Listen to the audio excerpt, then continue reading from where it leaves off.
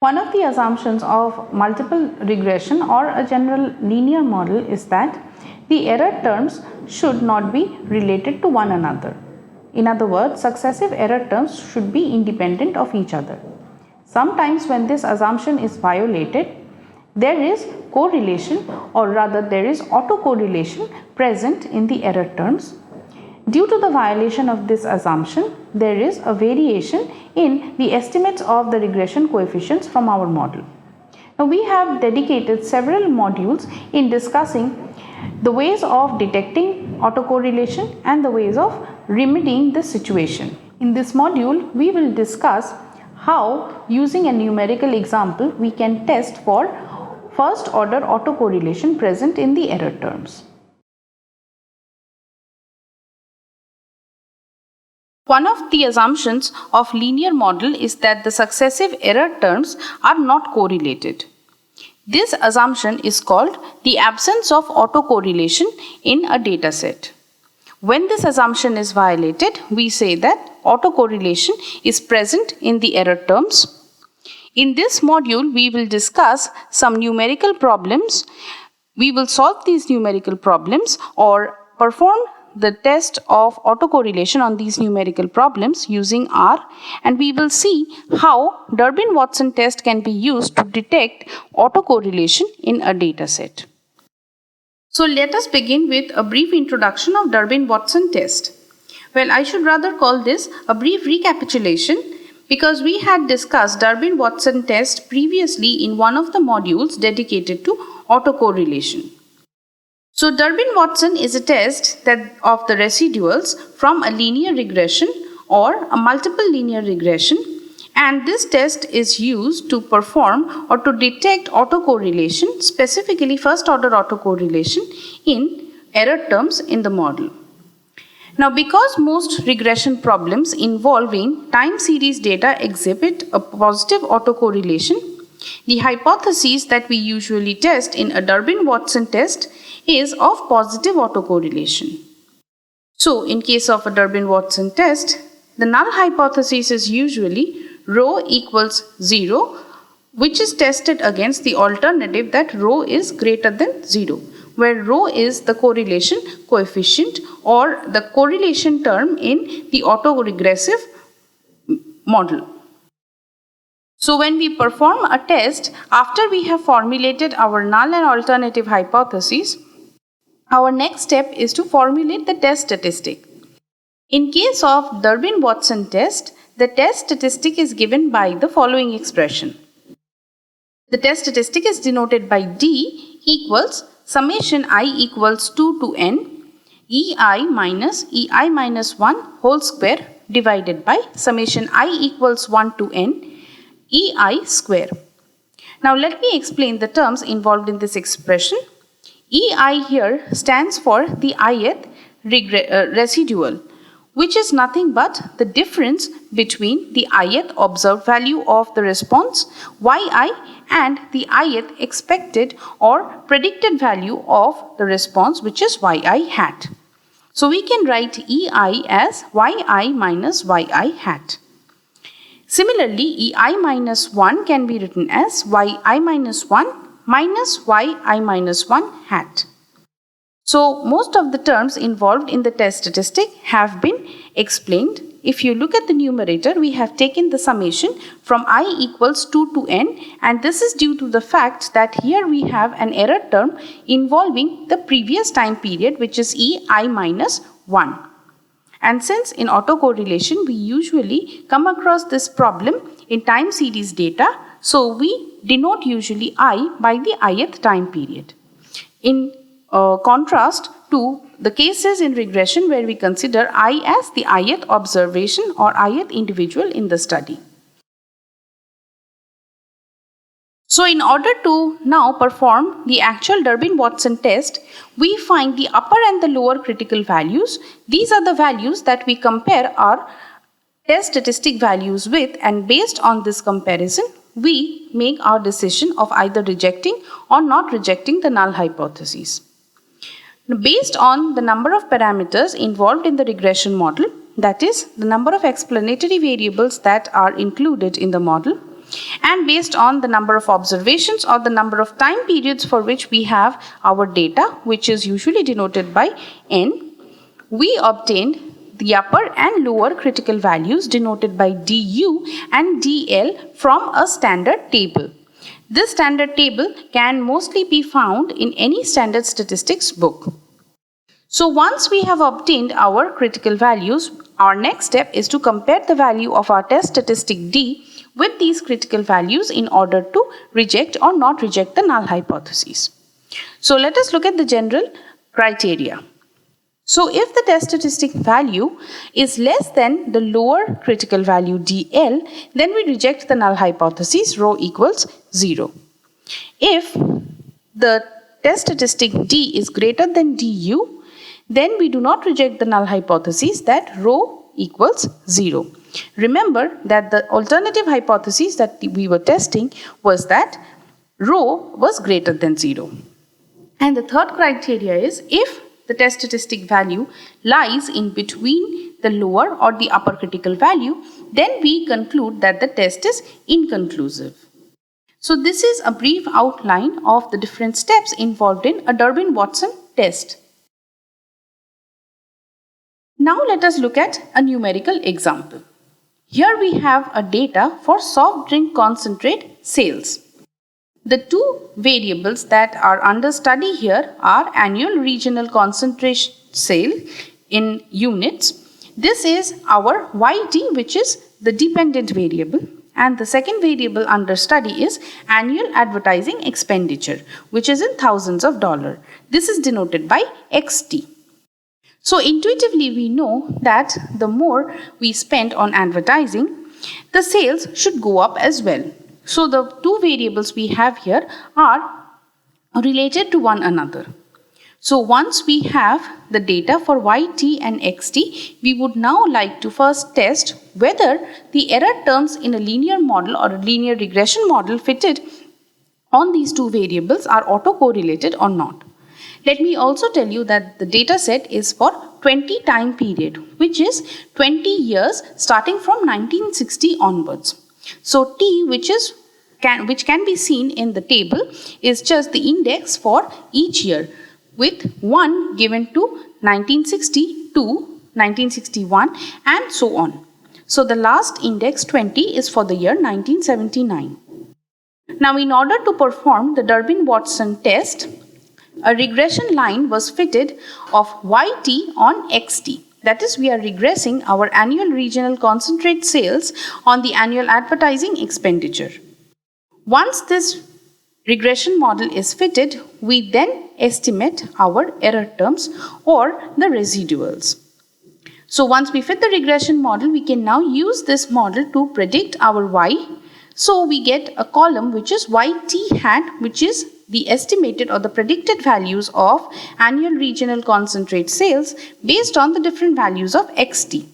So once we take the difference of each of these observed values of YT and the predicted values of YT, we get the column of ET, which is the estimates of the residual. We now take the square of these estimates.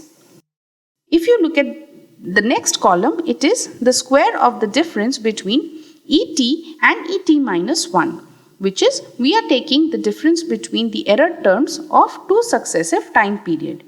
And as a result, we see that we do not have any squared differences for the first time period. Starting from the second, we have the values of each of these squared differences. And using the estimates that we get from this table, we calculate the test statistic value for the Durbin-Watson test. So again, our null and alternative hypotheses are H0 is the null hypothesis that rho equals 0, and H1 is the alternative hypothesis that rho is greater than 0. And as we have already seen that what we mostly test is positive autocorrelation. So the alternative is in tune of greater than 0. So by using the expression of test statistic, the value of D is summation I equals 2 to 20 EI minus 1 square divided by summation I equals 1 to 20 EI square. And from the previous table, we obtain the value of the numerator and the value of the denominator as follows, which finally gives us the value of a test statistic as 1.08. Now our next step according to the outline of the Durbin-Watson test is that we should look for the lower and the upper critical value based on the number of time period for which we have the observations and also the number of predictor variables that we are using. So if we choose the level of significance alpha equals 0.05, then the Durbin-Watson critical value table gives us the values corresponding to n equals 20 time period and one regressive variable as k equals 1. We get the critical values dl equals 1.20, which is the lower critical value, and du is the 1.41, the upper critical value. Now comparing the value of our test statistic d with the lower critical value, we can see that it is less than 1.20. Hence, according to the criteria that we had listed previously, we reject the null hypothesis.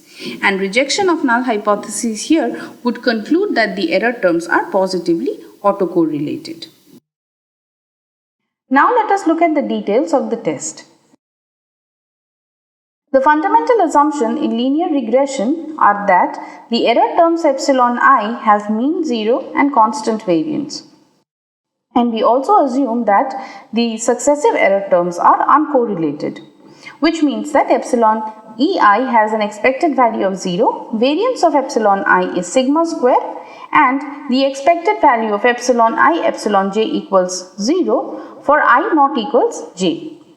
Now for the purpose of testing of hypotheses and for constructing confidence interval for the parameter estimates in a regression model, we often add the assumption of normality as well, so that we assume epsilon I are normally distributed with mean 0 and variance sigma square. So in time series data, some applications of regression involve regressors and response variables that have a natural sequence order over time. Just like the dataset that we had seen previously, we had our data for x and y over a period of 20 years. So these values of our response as well as regressor variable, which is yt and xt respectively, they had a natural sequential order over time. Such a data will be called time series data. So regression models using time series data occur relatively often in economics, business, as well as some fields of engineering. So the assumption of uncorrelated or independent errors for time series data is often not appropriate. Why is that? Because we have reasons to believe that successive error terms in two adjacent time periods seem to be somewhere correlated. The effect of one time period is usually carried over to the next time period, which leads to the correlation between the error terms as well. So usually the error terms in time series data exhibit serial correlation, which is mathematically written as expected value of epsilon I, epsilon j is not equal 0 for I not equals j. Such error terms are said to be autocorrelated. So the Durbin-Watson test is based on the assumption that the errors in the regression model are generated by a first order autoregressive process observed at equally spaced time period. Just like in the example data set, they were equally spaced with 1 year as the time period gap between two successive time points. So Durbin-Watson test is based on the assumption that the errors in the regression model are generated by a first order autoregressive process observed at equally spaced time period. That is, we can write the autoregressive model as epsilon t equals rho times epsilon t minus 1 plus alpha t, where epsilon t is the error term in the model at time period t, which is normally distributed with mean 0 and variance sigma square subscript a. So epsilon t is a random variable and rho, which lies between minus 1 and plus 1, is the autocorrelation parameter, and it is this autocorrelation parameter that we test in Durbin-Watson test statistic, and we have seen it in the formulation of the null hypothesis. So the regression model for autocorrelated errors. Let us see how the regression model looks like for autocorrelated error terms. A simple linear regression model with first order autoregressive errors would look somewhat like the following. Yt equals beta 0 plus beta 1 xt plus epsilon t. This is the simplest form of a simple linear regression which we have all seen at some point during the discussion of regression models. Now the autoregressive term of first order can be written as epsilon t equals rho times epsilon t minus 1 plus alpha t, where yt and xt are the observations on the response and the regressor variable at time period t respectively. Now, in certain situations, we can have negative autocorrelation. If you recall, we had argued that most of the time the autocorrelation that exists between successive error terms, they are positive, and that is what we test in the Durbin-Watson test in the form of the alternative hypothesis that autocorrelation parameter rho is greater than 0. But there are situations where negative autocorrelation occurs, although they are not as often encountered. So if a test for negative autocorrelation is desired, one can use the test statistic 4 minus d instead of d. Now what is the decision rule? In case of a negative autocorrelation, the decision rule for rho equals 0 versus rho less than 0 are the same as those used in testing for positive autocorrelation. As we had seen previously, there were three criteria that we used based on the comparison of the value of test statistic with the values of the lower and upper critical values.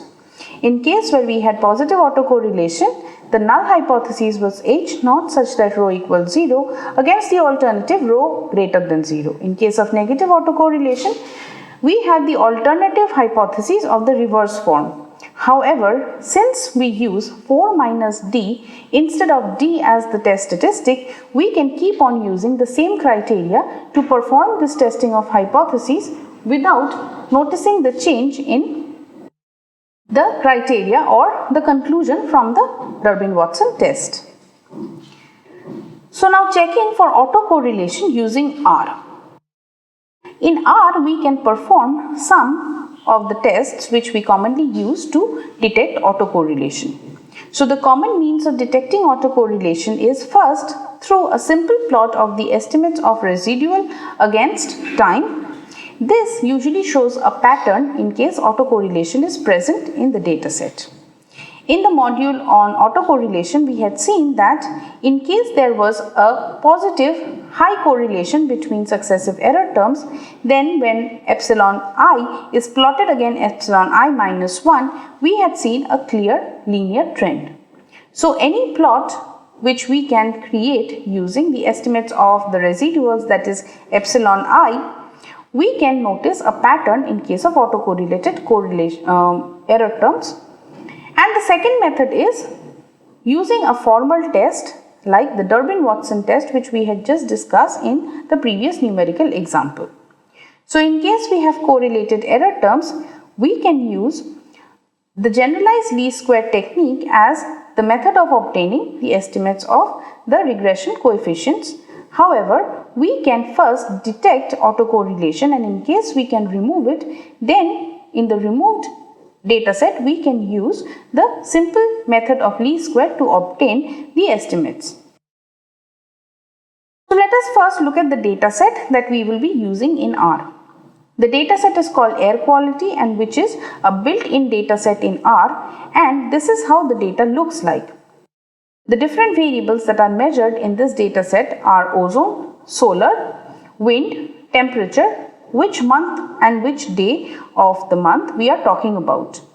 Since the dataset is quite large, I have only presented part of it in this video.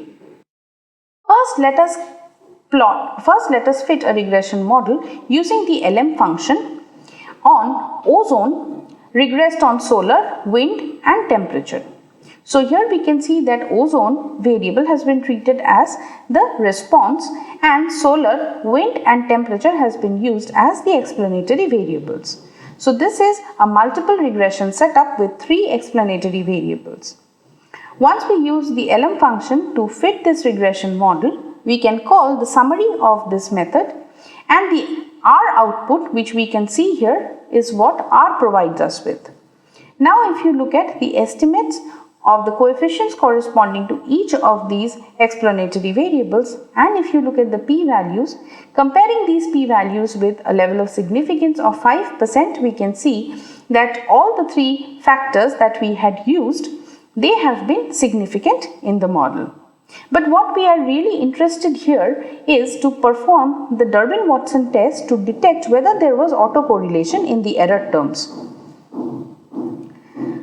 So first we create this plot of residuals against fitted. So we have plotted the residuals, which is the epsilon I hats, which we had obtained from fitting the regression line of ozone on solar, wind and temp. And we had not transformed the responses. We had simply used whatever value of ozone was given in the original data set. And this is what the plot looks like. As you can see, the plots here tend to show a pattern. Most of these data values seem to cluster around one particular area. Now this gives us a hint of autocorrelation present in the error terms.